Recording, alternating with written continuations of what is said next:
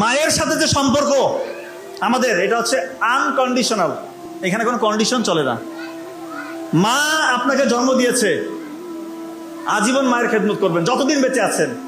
কি বিয়ে করেছেন, কি আপনার সন্তান আছে, আপনি অভাবে আছেন, মাকে ফেলার কোনো স্কোপ নাই। কথা কি বোঝা গিয়েছে? যে হালতে থাকেন আপনি মাকে ছাড়তে পারবেন না। মায়ের সেবা যত্ন আপনার করতেই হবে। একবার এক সাহাবী, তিনি ওনার বৃদ্ধা মা ওনার সেবা করছিলেন।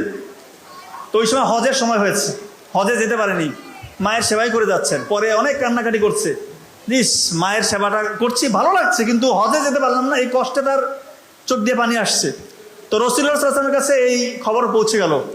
তখন রাসূলুল্লাহ সাল্লাল্লাহু আলাইহি ওয়াসাল্লাম বললো যে কেউ যদি তার বৃদ্ধ মা বাবাকে দেখে, তার জন্য উমরা, হজ এবং জিহাদের সমান সব তার জন্য দেওয়া হবে ইনশাআল্লাহ। সুবহানাল্লাহ। চিন্তা করেন আপনি, বৃদ্ধ মা বাবাকে দেখলে আপনার কমবে না, মা বাবাকে দিবেন, আল্লাহ তাআলা বরকত বাড়িয়ে দিবে।